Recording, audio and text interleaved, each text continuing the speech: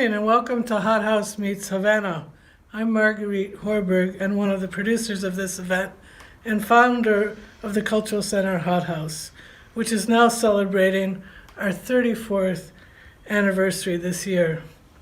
Tonight's special Martin Luther King Day program opens our 5-night festival and honors the special relationship cultural practitioners have explored stemming from their mutual roots in the African diaspora. We are honored to have James Early moderate this discussion. A longtime advocate for cultural diversity and equity issues in national and international cultural and educational institutions, his applied research explores participatory musicology, cultural democracy, statecraft policy, capitalist and socialist discourses in cultural policy, and Afro-Latin politics, history, and cultural democracy. Joining Dr. Early are James Sanders, Jean-Christophe Leroy, Arturo O'Farrell, and Michelle Rosewoman.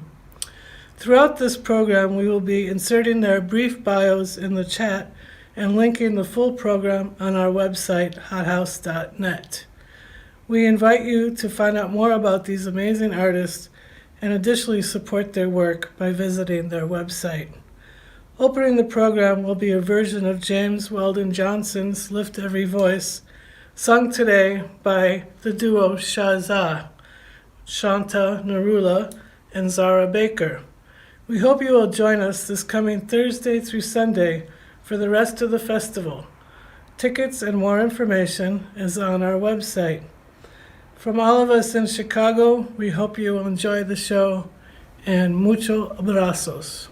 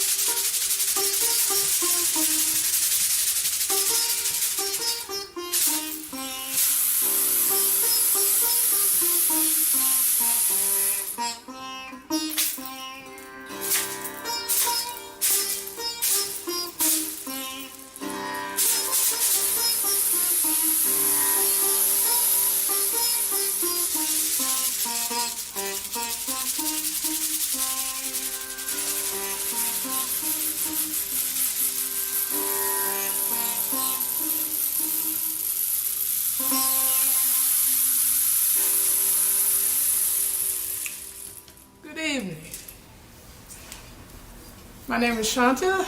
Hi, I'm Zara. And when we work together, we call ourselves Cuza.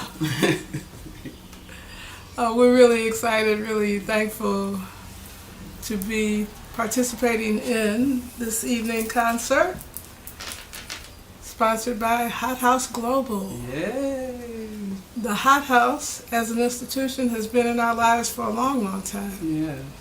It's been a space, a safe space in which to express and explore and develop as artists. And it's been a place where we can also partake in the art of other cultures and be able to interact with people from all over the world who speak that common language called music. This evening, I will be playing this instrument, this sitar. Can't all fit in this shot at once. But this is an instrument that I was able to obtain about 50 years ago in a small town in India, where I was doing one of the study abroad programs connected to the college that I attended. Mm-hmm. Zara is going to be, what are you going to be doing? I'm going to be doing a little bit of singing and sound exploration. Okay. Yeah. And you have what was the instrument you were playing? I was playing the rain stick, which I made. Could you show that again? Oh, okay. It's actually covered in fabric.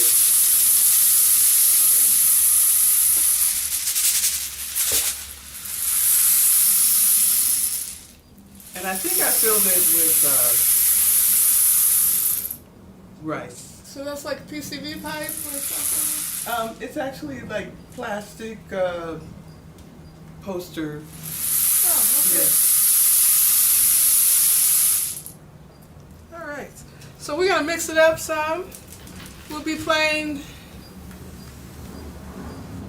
some music that comes out of the African American experience. And we'll see where else that takes us. Yeah. Some music that comes from the indigenous, the way back. Way back. The way back. Yeah, the way back.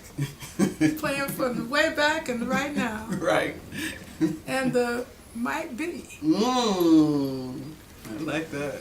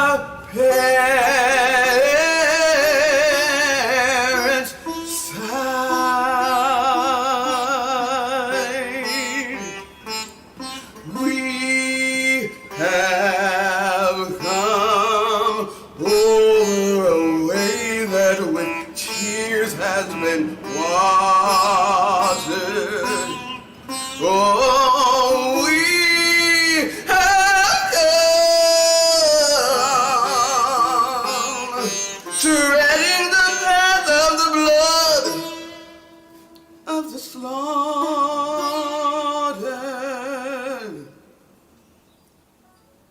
yet with a steady beat,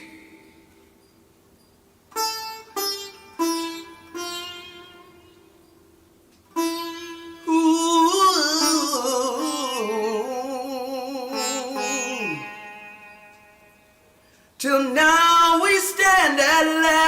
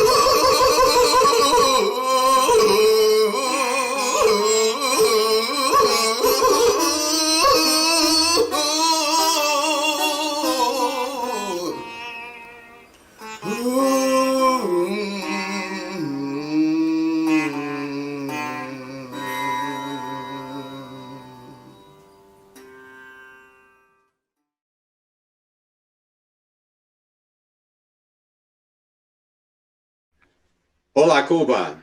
Hello, Chicago and all of the United States of America. And welcome to the world, to the Chicago HotHouse 2021 Cuba Jazz Festival of extraordinary citizen artists participating in this exciting, timely roundtable. Cuba, the conversation continues. Taking our title from the recording of Arturo Faril, one of the great musicians, art, cultural diplomats with us for this exchange. My name is James Early, and I have the honor of moderating this artist roundtable, one of the ongoing HotHouse U.S. Global exchanges with Cuba and the multiple realms of HotHouse's mission to produce and facilitate multidisciplinary music, exhibitions, humanities events that foster respect, mutual beneficial international exchange of ideas, and social justice engagements between and among peoples and nations. In February 2020, HotHouse produced the Chicago Guantanamo Blues Festival to educate global audiences about Guantanamo, Cuba as a distinguished site of Afro-descendant Cuban art and music culture, in contrast to the global media coverage of the US military base occupation of Guantanamo and International Detention Center of torture. In July 2020, HotHouse collaborated with the Instituto Cubano de la Música to produce a two-day concert of renowned virtuoso artists and cultural workers from around the world, which also honored Cuba's Henry Reed's Medical Brigade for global contributions to contain and eradicate the COVID-19 pandemic. Check it out at hothouse.net. Today, January 18th, is the annual US celebration of Dr. Martin Luther King Jr., who in 1964 at the opening of the Berlin Jazz Festival said, "Jazz speaks for life. When life itself offers no order or meaning, the musician creates an order and meaning." Dr. King's farsighted understanding of the fullness of jazz musicians and their uplifting creativity and their national and global civic contributions describes the HotHouse Roundtable and the 2021 Jazz Festival in Havana as one of the many ongoing US bridges of respect, mutually beneficial relations between US citizens, and our aspirations for a just, meaningful relationship from the new US government with the Cuban people and their government stewards. Now it is with great pleasure that I introduce to you in conversation with Cuba, the 2021 Chicago HotHouse Stellar Musician Bridge Builders between the US and Cuba. Their full biographies can be found on the HotHouse website. Michelle Rosewoman is an American jazz pianist living in New York City with more than a 30-year history that foregrounds her as a visionary, gifted pianist, composer, band leader, educator, and performer. She is known for her work and recordings with her Quintessence Ensemble, as well as her New Yoruba Ensemble. Arturo Faril, pianist, composer, and educator, was born in Mexico and grew up in New York City, founding director of the Afro-Latin Jazz Alliance. He extends the legacy of his late father, Chico Faril, Cuban jazz trumpeter, composer, arranger, conductor, distinguished contributor to what is Afro-Latin jazz. Jean-Christophe Leroy is a percussionist of French, Vietnamese, and Canadian descent living in Chicago. He's deeply involved with the Afro-Cuban religion Santeria and participates in religious ceremonies as an Omo Anya, priest of the drum, and also serves as a Balbalao, a high priest of Santeria. And violinist James Sanders leads the Latin jazz group James Sanders Conjunto, as well as the Proyecto Libre, an ensemble of free improvisation and Afro-Caribbean traditions. He formed the Dark Matter String Band in 2018 to interpret the tradition of African-American acoustic string music in a contemporary context. So now to begin, Cuba, a continuing conversation. Please welcome Michelle Rosewoman, who will talk about how she is situated around Cuba, Cuban music, Cuban musicians, Cuban culture, a question that all of our panelists will take up. Welcome, Michelle. Thank you so much. It's an honor. Great to be here. Saludo a todos. Yo quiero empezar saludando a los antepasados y a los mayores folcloristas, santeros y músicos cubanos. Mojiba Boboegu que timbelece Oludumare. Saludos a todos los Olubata, Yalocha, Babalocha y Aworumila. And as Martin Luther King said, we may have all come on different ships, but we're in the same boat now. We're deeply connected, and we are here today to deepen our connections. Cuba is in our heart, in our hearts and our minds, and we pray for your health and your well-being. I want to start by expressing my eternal love and gratitude for my padrino, the great dancer and actor Alberto Morgan, Oniosum Ibai. He passed away a year ago, and he was a part of the Conjunto Folclórico Nacional for some years. He choreographed almost all of Orlando Puntilla Rio's shows here in the U.S., Ibai. And he's also known as the greatest Babaluaye dancer. Dr. Rogelio Fude called him that, and saludos to Mr. Fude. So also my padrino has many godchildren in Cuba. Tiene muchos ahijados en Cuba. Ustedes son mi familia y mando mi saludo y bendiciones a todos ustedes. So thank you. I wanted to start with proper, representation and honoring those that I should. And as far as my relationship to Cuban music, my musical and spiritual lives are pretty much wrapped around each other. And playing piano since young, but I got into playing percussion and learning Cuban folkloric rhythms at an early age. My love for Cuban folklore drew me strongly to the Yoruba religion, and I actually met my padrino and madrina through master folklorist Orlando Puntilla Rios. I was a part of a vibrant scene, a soundscape here in New York, where Puntilla, Daniel Ponce, Ignacio Berroa, and other really great Cuban musicians came in the early 80s. So that was a site of a lot of interaction and excitement, and we were experimenting, bringing jazz and Cuban traditions together, and a lot came of that time for a lot of us. I'll just say that all of that prepared me for something I've done with all my heart since 1983, when I formed New Yoruba featuring Puntilla, and he was the featured member for 25 years. New Yoruba, the name, pays homage to the musical journey of the ancient Yoruba culture from Nigeria through Cuba to present-day New York with its contemporary manifestations. Puntilla was my teacher, treasured associate, and I miss him deeply. Much has happened since in terms of my evolution and involvement with great Cuban musicians, but I'll leave it there to say these were my beginnings, and I treasure them greatly. So, Arturo, you have a special familial history and legacy through your Afro-Latin Jazz Orchestra. Would you talk about that history and the importance of this moment of participating in the Havana Jazz Festival 2021?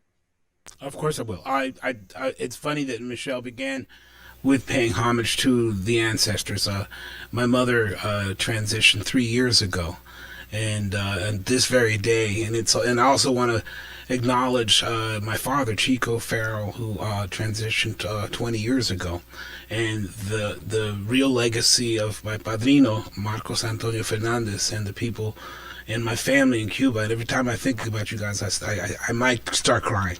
Yasek, Jesus, my people, man, I love you. I miss you so much. And I think about the suffering that you're going through now. And it's hard for me to take. Sometimes I get really crazy about it. But I started going to Cuba. At first, I couldn't go because my father was Chico Farrell. He was a big band composer. He was actually just a huge composer. He did a lot of things. But he left Cuba when he was a young man. I think he must have been about 22 or 23, and came to New York and started working with Benny Goodman and Count Basie and eventually Machito. But he never went back. He never was able to go back, and he was broken about it. He spoke about this place as if it was the most unbelievably beautiful place on earth, and he died without seeing his native homeland because he was afraid of the Cuban American population in Miami that was threatening to boycott his music. When I looked at him and I said, "Dad, they don't really listen to your music anyway," but he didn't want to hear about that. So in 2002, Chucho Valdez invited me to the Plaza Jazz Festival to perform on a program with Gonzalo Rubalcaba and Chucho. Solo piano, that's pretty scary stuff to be on the same stage as Gonzalo and Chucho. But I went, and here's exactly what happened. I had misgivings about it. I was freaking out. I thought I was, contrary to my father, contrary to my family, and the problems they had with the Communist Party and blah, blah, blah, blah, blah. I got there, and I felt my ancestors reach up through the ground, and I literally got off the airplane, and I felt a hand just grab my heart and my being and bring me. I almost collapsed. It was so powerful. And since then, I've been going. This is the first time that I've been back in maybe a year. I was there at the Plaza de las Americas conference last year, and I literally been going back and forth to Cuba 3, 4, 5, 6 times a year, advocating on behalf of relations with Cuba. My music is rooted in all the different worlds of Cuba, in the religious world, in the mambo world, in the world of Aragon. Everything I do, as a matter of fact, is really informed by the diaspora and the people of Cuba, and I've spent time in Santiago. And so for me, Cuba is also a very special spiritual place because of the history of suffering that my people have gone through. The history of suffering, the decades and decades and decades and decades and decades of history of oppression and occupation is incredible to me, that you can go visit a people that have been through these experiences, and all they have to give is more love and more joy and more community. And so you go there and they're hungry, they're feeling this, they're feeling that, but they will give you the last sándwich de mayonesa. They will give you the last sándwich de mayonesa in their house. And it's just, I always feel, and I'll leave you with this statement because it comes from David Garden, who also travels a lot to Cuba. He's a photographer from Vermont. He says, in the United States, we have we're incredibly wealthy, technologically advanced, monetarily. We have everything, and yet we're starving. We are starving. You go to Cuba, where they literally have nothing, and they are rich, powerful, wealthy in culture and love and community. And I when I go there and when I take people there, I walk away being strengthened and being fed spiritually and nutritionally. I traveled to Cuba for the last 45 years, and in my 32 years of professional work at the Smithsonian Institution, I was involved in establishing particularly cultural policies. But of all of the rich experiences I've had in Cuba, I must say the 2 occasions that I had with you and your family in Santiago, and then traveling back with your father's orchestra, were really two of the most extraordinary of some many, many really extraordinary occasions that I've had in Cuba. So Jean-Christophe Leroy, tell us about your history and ties to Cuba. And Well, it didn't start at birth because, as you mentioned, I'm Canadian, French, and Vietnamese. So I started out playing North American music for years, drum set, and then studying classical percussion. And, around university age, when I started studying classical percussion, I was exploring percussion from all around the world. And needless to say, Cuban music, when I started experimenting with Cuban music, it really attracted me. In I think 1994 was the first one. There was a program at the Banff Center of Fine Arts called Afro-Cubanismo. They had Iraqueri, Changuiro, Los Moniquitos, Afro-Cuba. That was my first time being immersed in that music. And at that point, I decided that's it. This is what I want to do. This is what I need to do. So I kind of went head first into Cuban music from then on. I studied it, started playing professionally. I didn't travel to Cuba right away because I didn't want to travel to Cuba and have somebody teach me how to go 1 and 2 and 3 and 4 and 1 and 2 and 3 and 4. I wanted to really have as much of the music in me as possible before I went there. So, it was probably, I don't know, 7, 8, 9, 10 years later, I finally went to Cuba. And I was first studying with Jesus Alfonso from Los Moniquitos de Matanza. And we were hanging out one day, and I just went outside the sidewalk and started crying because, I've known about this culture. I've worked with a lot of Cubans before, and I've played the music before, but to actually be there finally, it was everything I could have hoped for and more. And like Arturo was saying, the people are so beautiful. I really got a sense, again, to repeat what Arturo was saying, I got a sense of how spiritually full the culture is there and the people, as opposed to how empty. I don't want to speak for everybody, but there's an emptiness here, Even though we have everything we need, we're empty in a lot of spiritual ways. At that point, there wasn't any, set spirituality in my life. But as time went on, I started traveling back and forth to Cuba every couple of years. And eventually, your life and music and spiritual needs intersect.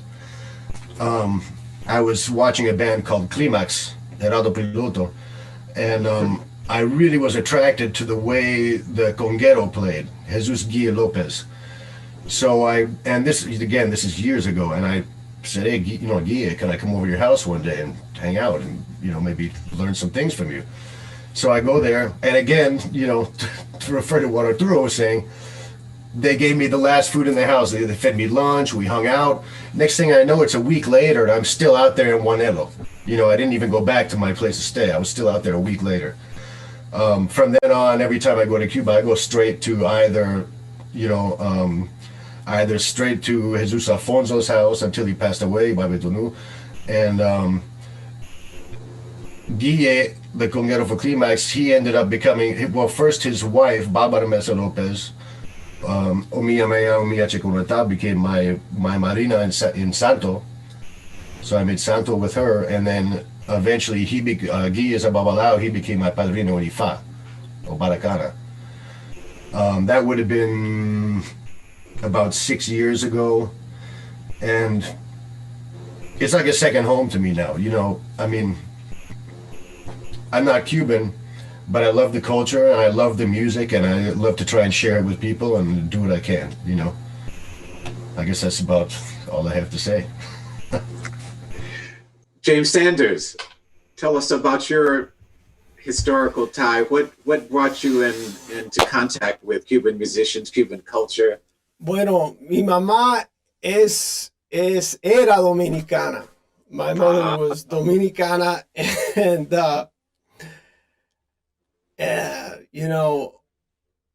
lo que voy a decir de mi mamá es que la música era la vida para ella, pero cuando ella estaba creada en la República Dominicana, no tenía la oportunidad de estudiar música. Entonces, sus hijos y la casa siempre estaba llena de música. And you know, not to lose the English audience, but you know, my mother, when I think of my mother, I have to speak Spanish because she would only speak Spanish to me. She never spoke English, you know, and I would walk in the house and I would start speaking English to her, and she would not respond to me, you know, because she said, no, you know, we will never communicate in English. But my mother had a love for music that was just like crazy. Like she couldn't stand silence, you know. And if a trumpet player came by, he would have to give us, my sister and I, a lesson, or an organ player, or whoever it was. If somebody knew something about music, she wanted them to come over to the house, have dinner, and we were going to play music. And I grew up in a Puerto Rican neighborhood, and she didn't want me running in the street with the guys because they would, you know, they were into some bad stuff, right? So it was like from one music lesson to the other. And, you know, and I didn't have time to hang out in the street because I was too busy going to music lessons. And I had a piano teacher for many years, Francisco Godino. He was a Cubano, and he had defected to the United States. And, man, when Francisco sat down and gave you a lesson, it was like, if it was 20 minutes, it was 2.5 hours. If it was 20 minutes, I mean, it was like the whole afternoon, man, you know, and he would really get into it. I mean, it was no joke. And that was my relationship to him. I got my degrees in classical music, but, you know, through my childhood, I always heard the tumbao in the street, you know, kind of coming through the walls, you know. It was a lot of Puerto Rican salsa and stuff like that, you know, but because it was mostly Puerto Rican neighborhood, but that tumbao was like, it permeated like the air, you know. And so after I gotten my degrees in classical violin and I was working in orchestras and stuff like that, I started to be interested in playing jazz. And then I was working with a conguero, and he says, yeah, we need to get a bass. And then the minute I heard the tumbao, it was like, and I started playing, I realized that was sort of who I was, you know. That was it. That was like in my DNA or whatever, you know. And I've had good fortune to work with John Leroy for many years. And John is like one of the most knowledgeable people I know, and these other great musicians in Chicago. And it's just such an honor to be in this group with Michelle and Arturo. I mean, these are like giants, you know, people that I've admired for years and, you know, checked out their recordings. So I'm really glad to be here, but that is my connection to this music. It's by way of Dominican Republic, you know, and I think I'll leave it at that. Good. Listen, thank you. I wondered in your bio what that Caribbean connection was. You know, I used to think that because I think around 1922, Cuba had the second major radio tower in this hemisphere. And I used to think that was why the music was just so resonant throughout the hemisphere. And then I went to Senegal, and, you know, 12, 15 bands who go back 3-4 generations playing, singing Cuban music in Spanish, composing in Spanish. And so it seems to me that you all have hit on a spiritual dimension that ordinarily when we think about music from other cultures, Brazil or someplace, somehow Cuba is distinguished. So I before we move forward with some of the other questions, I'd like for you to deepen for a public your understanding, bringing them into greater communication about this underlying spiritual dimension in the various genres that you play connected to Cuba. Michelle? In the sense of our individual progressions, or just kind of the natural, the organic connections, or Wherever you uh feel it, wherever you want to take it. well, I mean, that's the magic of our music, isn't it? And where our musics meet, there's a magic in living your path and being attuned. And the way one thing takes you to the next, it's spiritual in nature. Music is to me, absolutely. And the progression is, I can't tell any story without saying, wait, that started there. Oh, wait, that started there. And it seems that everything just kind of connects in that way. And that goes all the way back to when I first learned um, more spiritual type of rhythms and the cantos for the orishas. And the way that when I sat and practiced that, I would feel it change the air and the energy in the room. And the deeper that I connected, the more things came in my path. So I'm really enjoying learning more about all of you. And we have a lot, all of us, in common in that music is our way. It's our camino. And I think that Cuban music and jazz has a lot of organic connection. It's very natural that our musics join and that we're intrigued by each other in that way. I could refer to my first New Yoruba performance, which was like a 14-piece group, and I had, by the way, James, a lot of connections to the St. Louis bag artists from early on. I was neighbors with Baikita Carroll and met Oliver Lake, Julius Hemphill, and all the AACM people came through and stayed with him. So that was part of my personal direction, was that avant-garde area. We call it avant-garde, but it's so diminishing. It's so much more.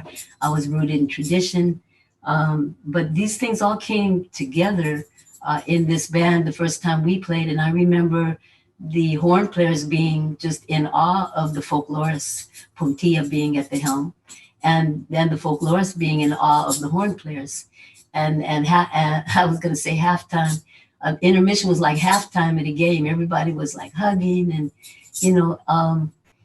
there's a lot to say about the spiritual connections. My personal way with that is my personal way, and I don't want to go into it yet, leaving room for everybody to feed into your inquiry. But I think the music is spiritual in nature. I think that jazz and Cuban music have a lot of things at the roots that are basically they're coming from the same place. They have the same roots, which is Africa. And I think that the bata are like the original funk. I mean, that's the funkiest stuff I've ever heard in my life. And the syncopation that's inherent to jazz is inherent to Cuban and Latin music in general. So that just, I'll leave it there so others can speak on it.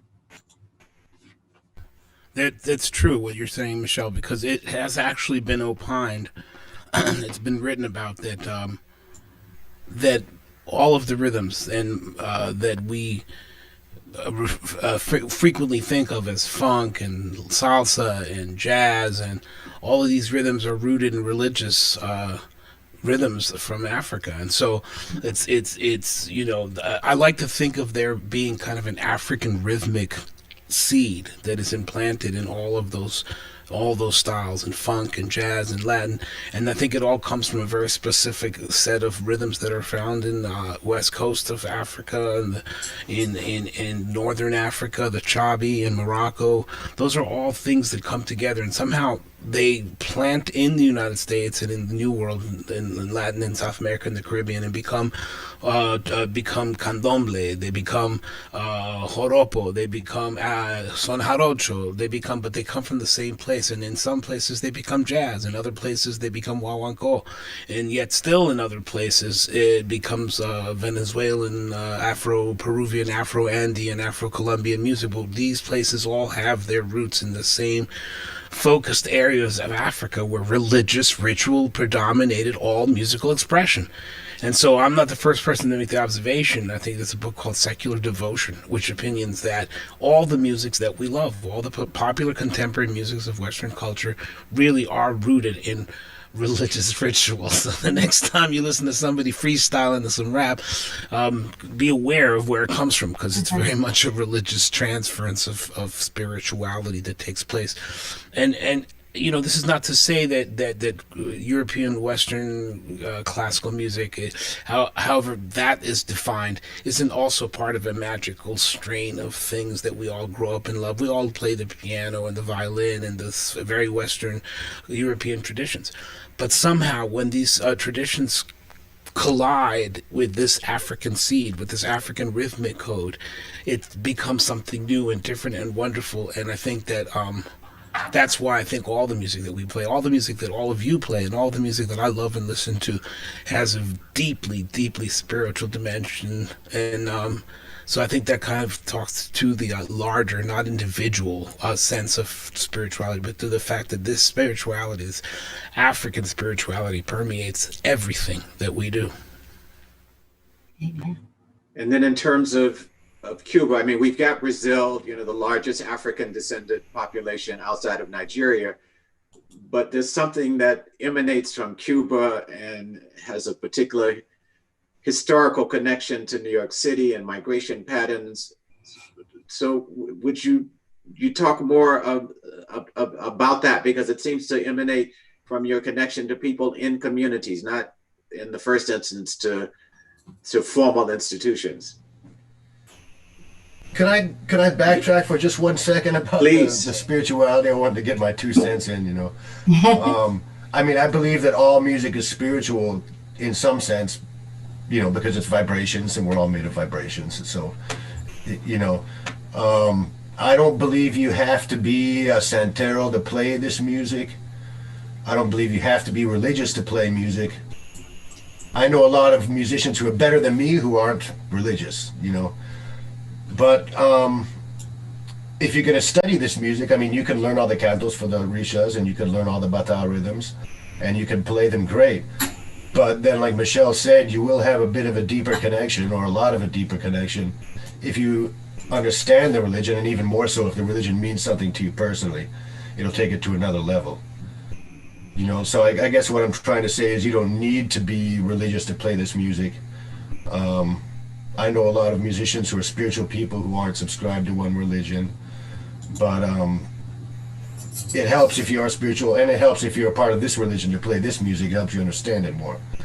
Like Arturo said, I've also been told and observed myself, you know, there's a saying that you can, any rhythm you hear, you can find it somewhere in Bata, in the Bata vocabulary.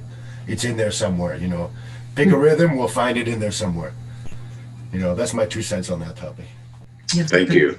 I would Thank you. just add that the bata seem to explore every nuance of rhythm. Well, it can't be every, but it sure seems like it. It's like the cracks between the cracks of time. And there's so much subtlety and beauty there that in one little flick of a feel, the entire feel can change. And yet it hasn't gone anywhere. It's gone a million miles away, but it's right where it was. Rhythm is pretty profound. Well, as we continue to explore Cuba, a continuing conversation just on a personal level, although I'm not a musician, you know, the great Julito Collazo was a dear, dear friend who spent a number of nights at our house and with our young children. And while I did not understand the formal dimensions of playing music, I was just very impressed by the seriousness of his studied approach. He would go to the Library of Congress, for example, and be looking up literature on Yoruba culture, this working class musician.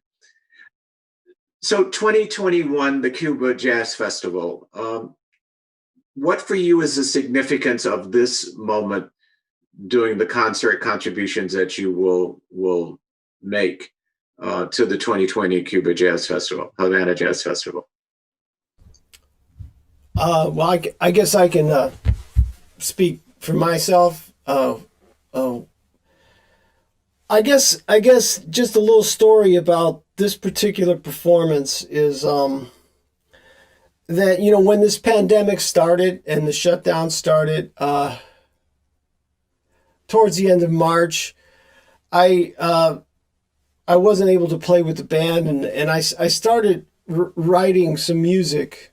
I had written about 4 pieces and thinking of the band.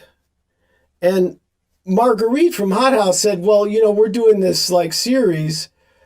Would you want to play? And so I came up with a solo violin version of these pieces. And I did it and it was June 10th, actually, that I performed it for the HotHouse. And then I decided that I wanted to work with a great arranger because, you know, I can write tunes and so forth like that, but I'm not a great arranger. So I contacted Leandro Lopez Vardy, this wonderful pianist that's here in Chicago. And I said, hey, would you be interested in arranging this for the band? And he said, sure. And he did the first arrangement, and I looked at it and I realized it was like above and beyond. It was just amazing, you know? And so he's done already 3, he's working on the 4th arrangement. And when this festival came up, I said, Leandro, would you want to play the piano and we can do these as duos? And he said, sure. And we worked out these pieces then for violin and piano. And next week, hopefully, we'll be getting together with John Leroy and working out, you know, starting to develop this with the percussion and so forth. So this is a special time because, I mean, this music is written during this pandemic. And this is the first time it's going to be shared with anyone, really. And I think we've all sort of in the same page at this time. And a lot of the thought that went into this was the shared experience that we were having during this shutdown. And so for me personally, it makes it a significant thing to share at this time. And my heart goes out to people that are struggling in these situations. And I hope that there's some comfort that can be brought about because of the music, you know. For the others of you at this particular moment for the 2020 Havana Jazz Festival, is there a particular significance in addition to the pandemic moment? We're not all playing there. I'm not, but I think it's virtual. That allows for some things maybe that couldn't have happened otherwise. Trying to put a good slant on it. I'm looking forward to watching it.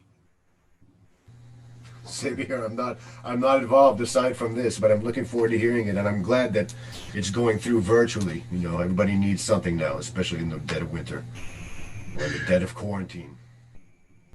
You know, in terms of our overarching theme, Cuba, a continuing conversation, each of you has talked about your direct ties to musicians, families, religious figures in Cuba.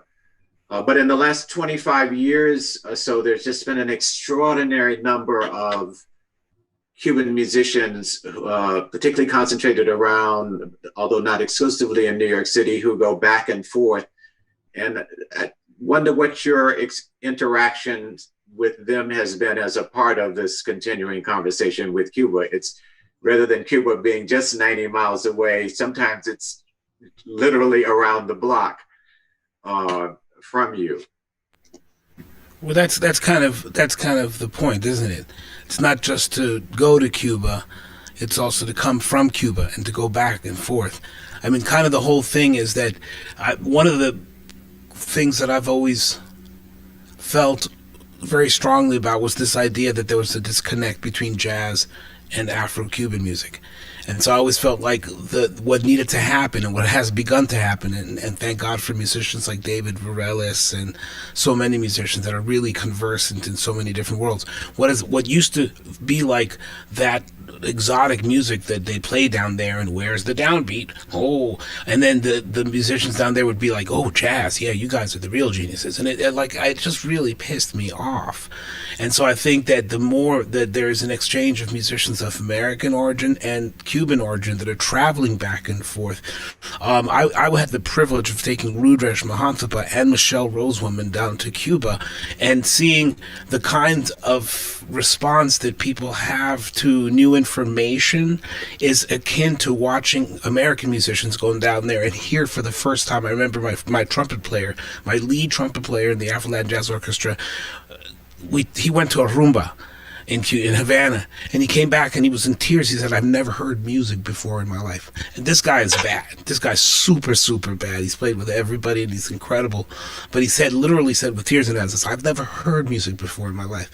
And so you have this thing that is so unbelievably important for the information, for the nutrition to flow freely from New York to Cuba. And it is interesting that you said New York, because New York is the place, the entry point of so many different cultures, as is Chicago. And New York is the entry point of so much of the information. Musicians come to New York and to Chicago, and they leave and go back to Venezuela or Cuba or Colombia or Mexico, for that matter.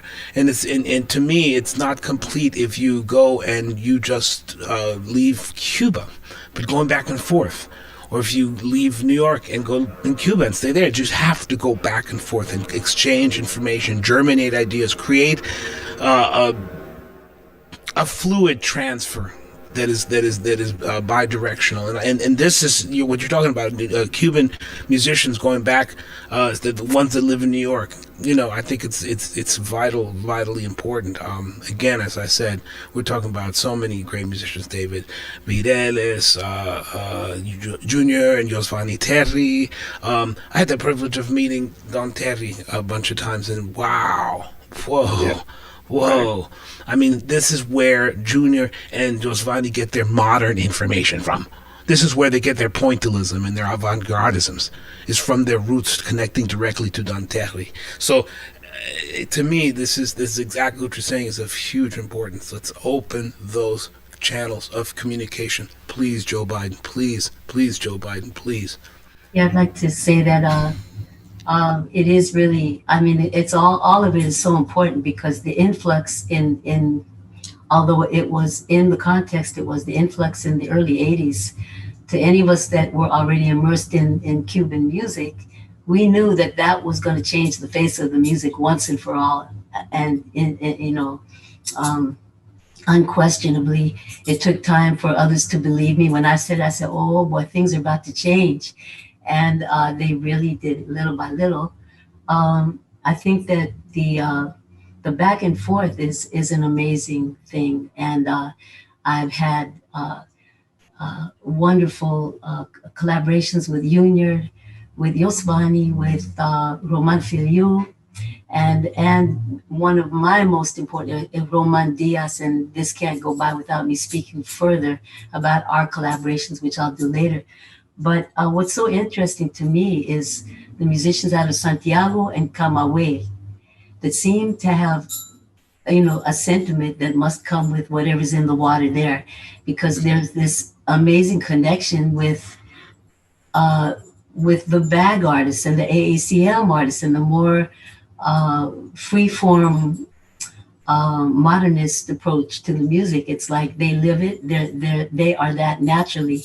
And these collaborations that happen because of the fact that folks can go back and forth, when they can go back and forth, those flourish and they're nourished. And I guess it's all of our dreams that these things can happen for every reason, that they can happen, not just for the music, but for all the arts and the culture and the sharing of deep traditions, and for the hope of betterment and better living for Cubanos, because we can't help but feel in our hearts the pain of the struggle. My trips there have been similar to Arturo and Jean, which you spoke of, in terms of being deeply touched by the realities there, the difficulty, the struggle, la lucha, but the life and the givingness of the people and the exchange of music. I met in '96 when I went with Puntilla and some of his ahijalos. I met Pancho Quinto. I met Roman Diaz. I met folks that because I was able to go there, I met then. And because eventually they were able to come here, these collaborations could continue. So for us, that would be a dream come true out of our love for the evolution of the music and our hopes for all they could be. I had a similar experience to what Arturo was mentioning. A friend of mine, Israel Berea Toto from Los Muñequitos, was visiting me when I lived in Vancouver. And I was playing a gig with a Canadian drummer who's not well known, but he's one of the best drummers I've ever played with in my life. His name was Ray Garraway, who unfortunately passed away by Betunu. But Toto, who's a percussionist and singer from Los Muñequitos, came to see this gig. And he came up to me, he goes, what are you guys doing? I don't understand. It's beautiful, but I don't know what you're doing.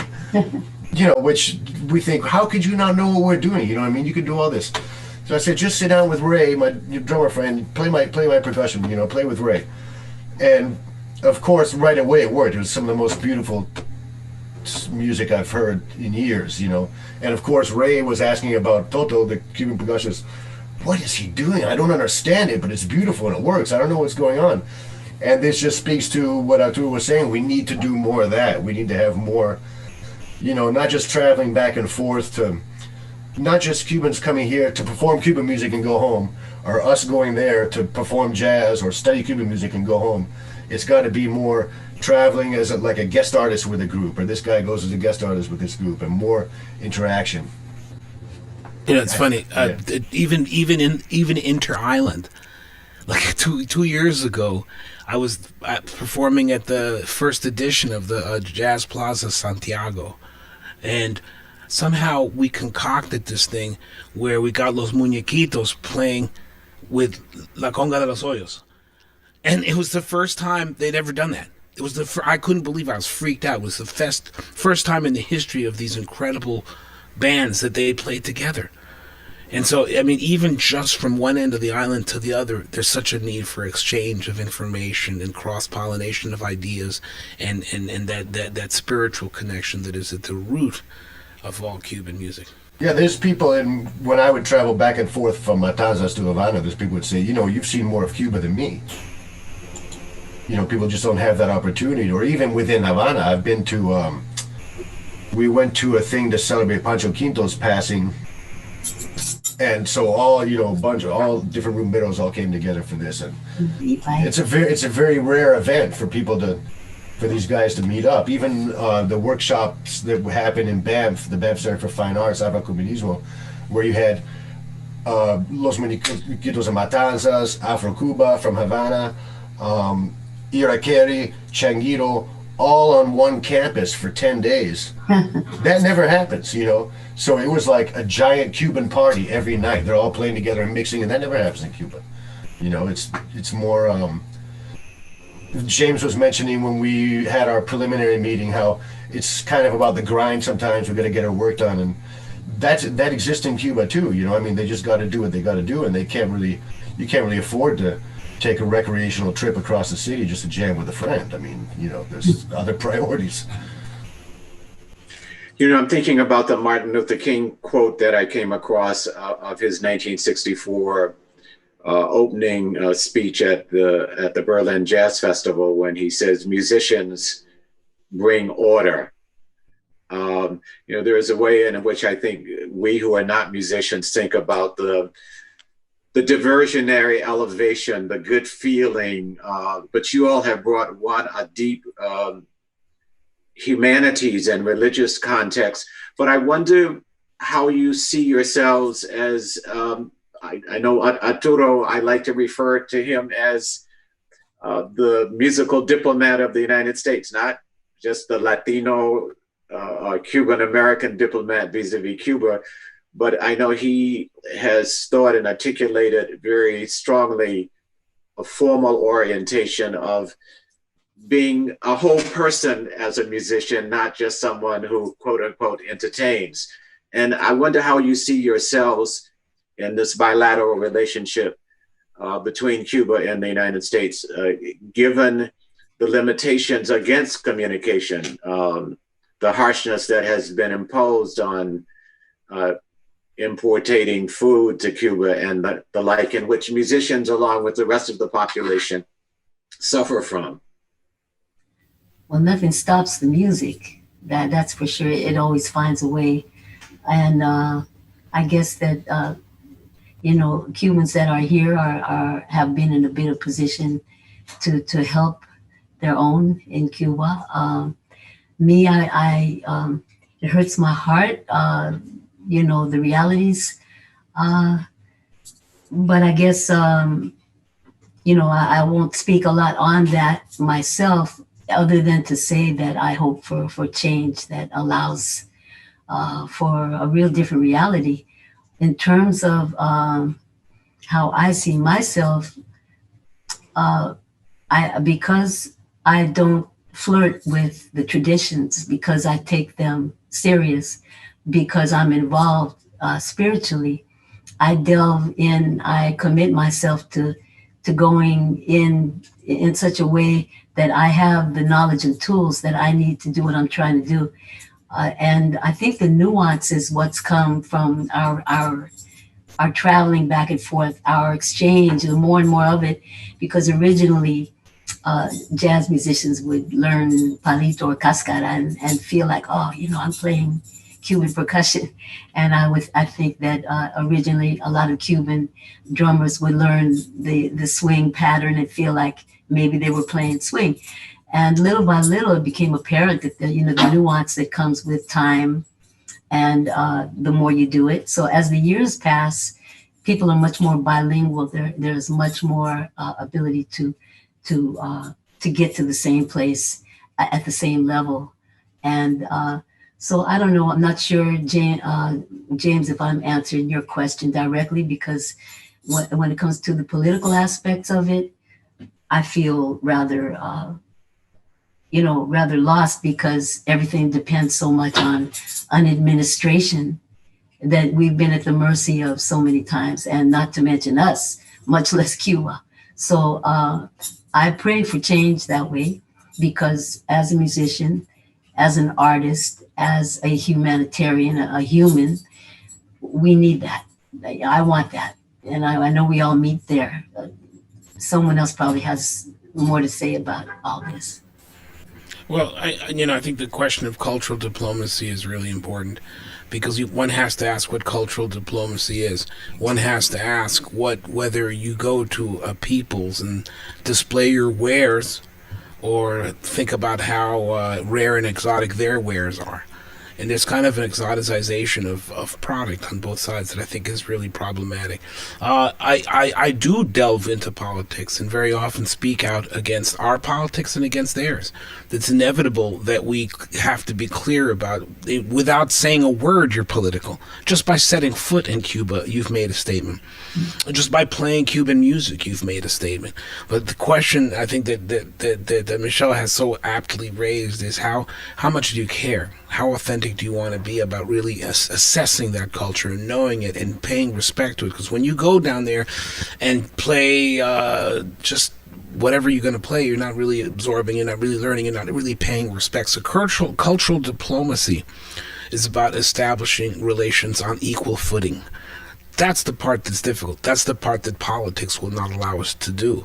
The part that we really want to do is where we go, where a ship can dock with another ship, but if they're not of equal buoyancy, there's not going to be an exchange of goods or passengers.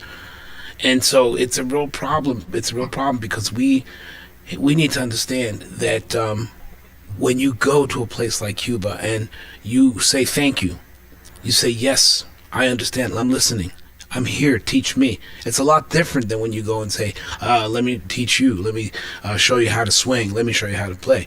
That's a whole different message. And I think that when you go into someone's home and absorb their kindness and their wisdom, you're humbling yourself. And that's just something that we haven't been able to do politically. I don't know whether it's a political thing or an administrative thing. I think this has been going on since the French occupied since the Spanish occupied. That in every occupation of Cuba, there's been that unequal buoyancy, where this culture is better than that, this culture is better than this, and it's never about the Cuban, the real Cuban culture being equal, not superior, not inferior, but equal to the whatever powers and whatever administrations happen to float. Because remember, it's all temporary, as Michelle rightly pointed out. Right now, it's who knows, 4 years, 8 years, 12 years, who cares? But love of people and love of humanity, that's cultural diplomacy. I think, we all have our political opinions, and some of us are more politically active than others. I'm not super politically active. I've got my opinions. But I think one thing that all of us do as musicians, whether or not it's by intention, is that we bring awareness to people. So, for example, the average American citizen, if you say Cuba, they think about rum and cigars and communism. If they don't know, that's the first thing that might pop into somebody's head. They don't know anything about anything. You say Cuba, that's what they think about. I think as musicians, if we, just by sharing the beauty of the music, that's one more thing that pops into somebody's head when they think about Cuba, is beautiful art.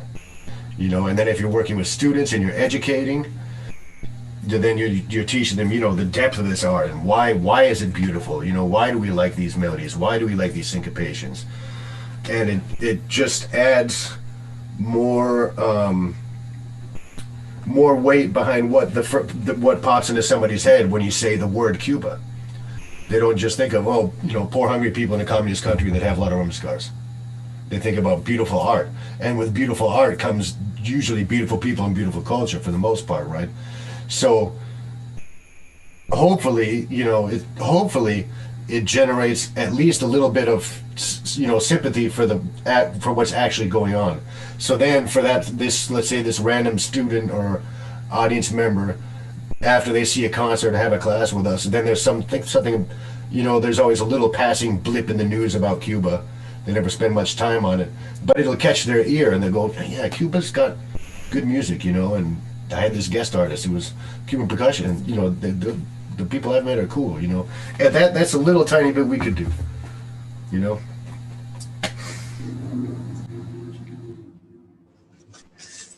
In the context of the harsh relationship from the U.S. government towards Cuba over the last 4 years, one of the bright moments in which artists of various genres, but certainly musical artists, played a very important role was the Kennedy Center's major presentation of Cuban art. I think Arturo was involved in that with Alicia Adams, who's a former dancer and African-American vice president for international programming at the Kennedy Center.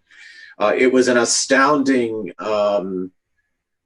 reflection, I think, again, as I was reading the Martin Luther King quote of bringing meaning and order in the relationship that was otherwise a very harsh relationship.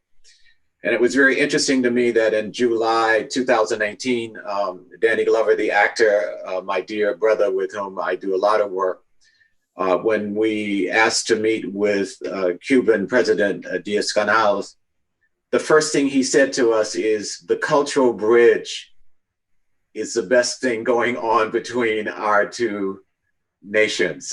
We didn't talk hard politics, but he went right to the role of what I like to think about as the role of the citizen artist. And it strikes me that this 2021 Havana Jazz Festival contribution that some of you will be making and that this panel will be tied to is another one of those potential moments along the lines of cultural diversity, a cultural diplomacy in which musicians are bringing meaning and order in an otherwise really rough kind of bilateral relationship. I wonder how that resonates for you.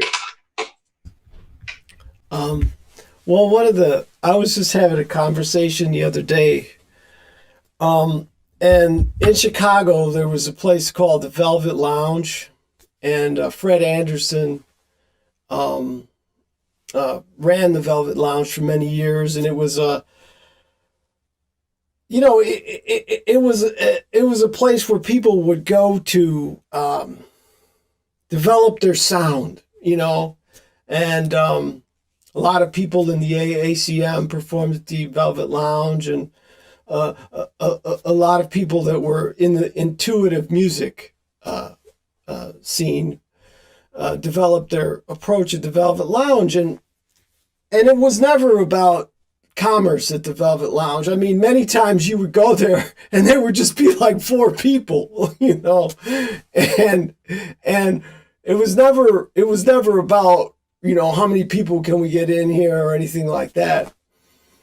But Fred Anderson, who ran the Velvet Lounge, whenever you would ask him, you know, about a different group, he never rated the group or said, well, this group is good or this group. He would just say, well, you know, they got their thing, you know, and everybody's got their thing. And that's what's beautiful about music, is that we are all equal, you know. Every culture's equal, every group of people's equal, and as long as you're true to your thing, then you're bringing value, you know. As long as you're honest with your thing, your thing is going to lift everybody up around you, you know. And I think that's what's so great about exchanging with Cuba, or, you know, if we're coming to the exchange honestly, we are all equal and we're just all lifting each other up. And it really breaks down a lot of these walls, you know. It just opens everything up, and it's so inspiring to hear all these conversations that everyone is sharing their thoughts on Cuba and the culture. And you just get the sense that when we all come together and we're bringing ourselves in a genuine sense, that, you know, it's an uplifting situation that's rich beyond measure, you know, and you walk out and you feel like a free man, you know. You walk out and it's like, it's all good, you know. So I think that's just some thoughts I had on what you were saying. We're also unique if we pursue that fire within us. And it's so interesting where some of us come out in the same place from different parts of the world. And music really is the bridge. I mean, we as musicians, we can serve that function depending on if we are receiving from different sources, and we choose to bring them together. By receiving, I mean in a profound way. If you're receiving on a certain level, not in a meant to be kind of way, then maybe you have tools to serve a function as a bridge. And I think of certain people. I'm thinking of Pancho Ibae. He was a foundational folklorist and traditionalist, but he was like a mad scientist, creative jazz type musician too. He told me that he had plans to do a recording with Trio Concolo. And I was like, oh shoot, what would people think, you know? Because I was like, yeah, Pancho, wow, you know. And then I think of people like Roman Diaz, who is a real bridge. Roman plays with everybody, and somehow various musical worlds are one in his heart and his being, as they are in mine, as they are in each of you. And so, like you say, Arturo, and like you say, like everybody says, we are making a statement that matters in our way. My mother was an artist, a visual artist. My father was an educator that sought to affect people on a massive level. As an educator, I value them both. One was a very personal way, which is more my way, and the other was through outreach of a different kind. So I like to think that all these things are a part of who I am. It does matter to me to resonate in a pure place. And you can hardly go up into Cuban culture and be welcomed and not be touched, moved, and and changed and driven to further great things when you see people with so little that are so much. And we need to meet all of our challenges and acknowledge the greatness in those that don't have anything like what we have to do what we do with. So I might be rambling and ambling, and I hope not, but I just feel that we're all very connected through the music and through the art, through the culture, and that's a profound connectivity. I think you're very much on point, Michelle. And as we move to start to wind down our conversation, a couple of points I'd like to ask you all of you to respond to, and then see what closing points you might want to make. Is all of you have talked about your spiritual / religious connections, your very personal ties to individual musicians or groups of musicians. But would you talk about Cuban cultural policy and audiences in Cuba for music? What's your thinking about how Cubans are educated about various musical genres and how they respond compared to not other just US audiences, but to global audiences that you encounter around your music? Well, I mean, I think the first order of business is to address that culture is a much bigger proponent or much bigger component of, it's much more of the currency than it is here or anywhere else. I find that culture, historical culture, understanding one's culture, these folks may not have the wealth of a Scarsdale suburb, but they have a local historian and a treasure trove of information about where the people came from, how they got there, what kind of music and religious practices are associated with this place. I mean, the thing that I find remarkable is this knowledge of self, that culture and pride and understanding of who you are and where your neighborhood comes from. So in a way, I think when I think of Cubans, I think of them as forget about the fact that you're talking education, because they just get that. I mean, it's a matter of they just get it. And if they're good and if they're smart, they'll get into the Instituto Superior, everything. I mean, this is paid for. They're not walking away from 4 years of the equivalent of a Harvard graduation with $200,000 worth of debt, you know? So that already right there, so education, medicine, and some people, yes, the medicine is this or that. Medicine is super dope in Cuba. And they have incredible medical personnel who they send, as we noted earlier, all around the world. But what it is this love of understanding. To me, that's what culture is. Culture is a currency. It's a fluid. It's knowing why you dress, how you dress, why you sing, how you marry, how you die, how you take care of the rituals of day-to-day life and activity. And Cubans understand their culture.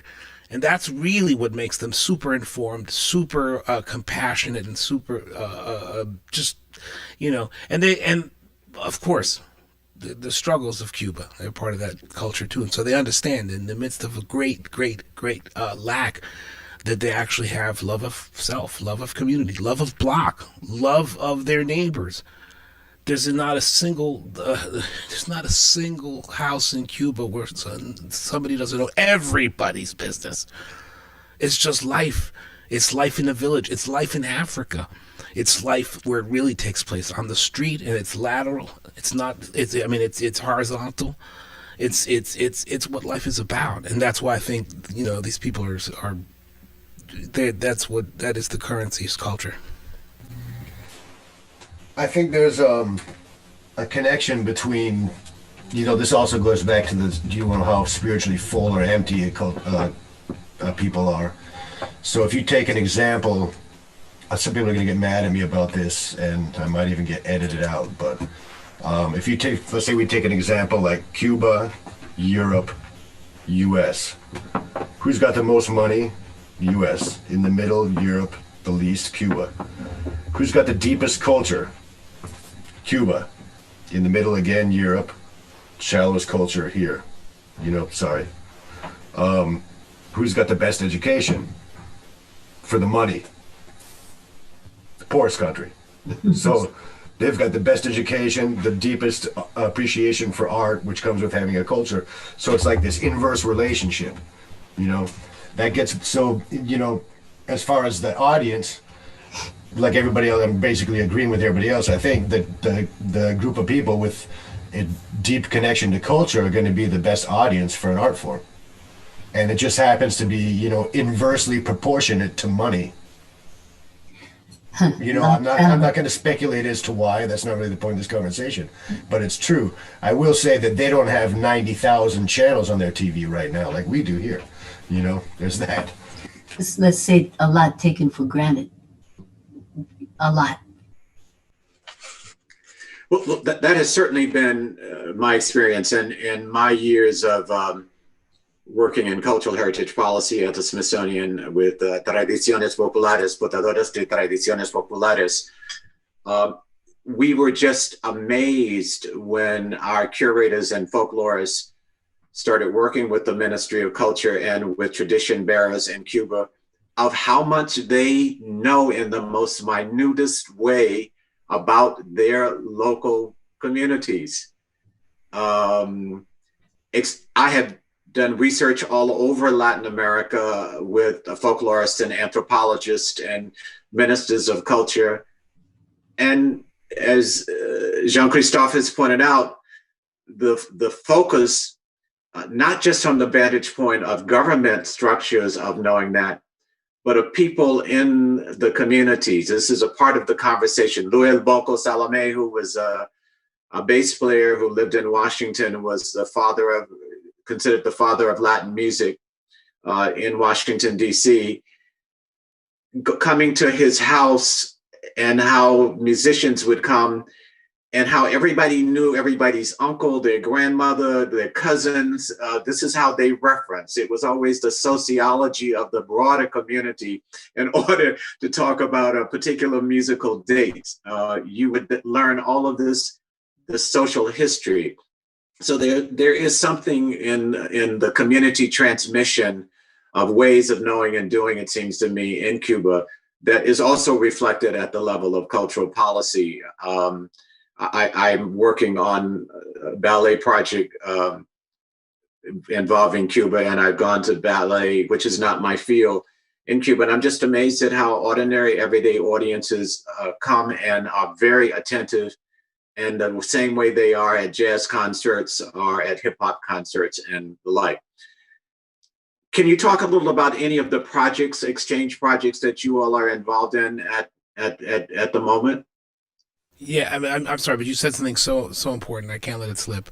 One of the reasons why the average person in Cuba could sit in on a ballet, and I've done a lot of ballet work with Cuba. I've done a lot of composing for Malpaso and different ballet companies.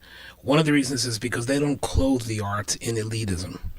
The arts are not used as a way to demarcate yourself from everyone else. Education, you can't possibly demarcate from yourself from everybody else. Everybody's educated. Just like you can't demarcate, you can't separate, you can't separate yourself out from everybody else if everybody knows what ballet is and classical music, and that you can't use it to socioeconomically deprive someone else of opportunity. So I think that the first thing we need to recognize is that Cuba does not use elitism. Now, there is elitism in Cuba of a different sort, but it's not used to separate one person from another. I forgot your point, but I get so passionate about that because I think one of the worst things that can happen is when you make something elite. Art is that's so anathema to art. That's so anathema to sharing. That's so anathema to growing. And so, yeah, so I went off on that tangent for a second. I forgot what your question is. It hurts the art and the people. Oh, what the latest thing is. So there's a beautiful sequence in a Cuban film, La Escoba. It's an old Cuban film, and I just re-scored that, and I'm in the process of doing this wonderful project with a further conversation, continued type recording that I'm doing with a band leader in Santiago, and I'm going to continue to do projects with Cuba until I drop, because it's such a source of nutrition for everything that I love and live for. James, are you involved in any present collaborations with Cuba? No. I'm just I'm just a Chicago guy. I live down the block. But I mean, I want, I look forward to having a chance to maybe, going to Cuba a lot more. And I did go to Dominican Republic a lot, growing up with my mom and the family. But yeah, I'm just enjoying learning more and more from everybody here. Michelle, any present collaborations going on? I think you're muted, Michelle. You're muted. I sure was. Okay. Yeah, I want to say that I've been so blessed for so long to be somehow surrounded at all times by great tamboreros. Fere Funchango every day. These associations have continuously opened doors to projects, to my own depth of knowledge. So step by step, I'm where I am now due to the steps that kind of begun with Puntilla, and through Pancho and Puntilla, I came to know Roman Diaz because they sent him to me, and I was really, have to say, moved beyond words when he told me that when he still lived in Cuba, it was his dream to play with New Yoruba. You can only imagine what that might mean to me. So he became, New Yoruba existed for 30 years before it recorded. And finally in 2013, we did record. Unfortunately, Puntilla had passed, but I had Pedrito Martinez and Roman with me. Then the next stage was that Roman became very central to the group. And recently we released a recording called Hallowed, which I built a commissioned work entirely on the Oru Igbodu, the Oru Seco, written through, which meant I had to immerse myself beyond everything I had thus far. And I used the contours and the shape of the Oru Seco that Roman plays, each one having their unique style and sound and at times sequence. So Roman and I have collaborated in ways that are now leading to more collaborations. And we recently did a virtual performance for the Timbalaye festival that was virtual this year for the first time. So they were able to invite Roman, and he invited me. So that was a wonderful project. Currently, we're working on, I'm trying to get a grant for a project I have in mind that would further what we've begun in this new virtual reality. That would be that, and a commissioned work that I'm writing that could end up being brought into context with more percussion. So as far as current projects, that would be where my focus is at the moment. Jean-Christophe, any current projects with Cuba? Well, I was supposed to go to Cuba this past summer. As we all know, that didn't work out. So basically, I'm just on hold. Everything is almost just barely, it's not at a standstill, but it's not far off. I usually, like I said, I stay with my padrino, Julio Guy Lopez down there. And when I'm there, it's become a whole scene. We talk about the neighborhoods in Cuba. So, it just so happens that one block away are the people that I play and study bata and rumba with a lot when I'm in Havana. So there's a group called Timbalaye in Havana, not to be confused with Ralph Izari, but there's a group called Timbalaye in Havana that's good, real modern Havana style rumba group, and they also are all Anya drummers. So when I'm there, I'm either doing Ifa work with my padrino, or learning how to do Ifa work, I should say, or playing tamboleros, or playing with these guys at rumba clubs. So, the money is sitting right next to my chango, waiting for COVID to end so I can get on a plane and go down there. Any closing comments in this conversation, James?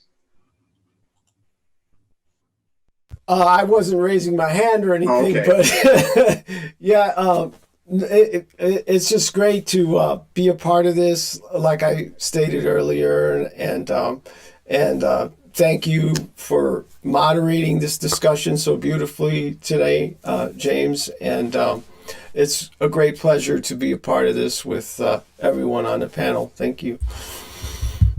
Well, I want to thank Marguerite Horberg from HotHouse. I want to thank all of you. I'm thinking a lot about the Martin Luther King quote that the musicians bring meaning and order.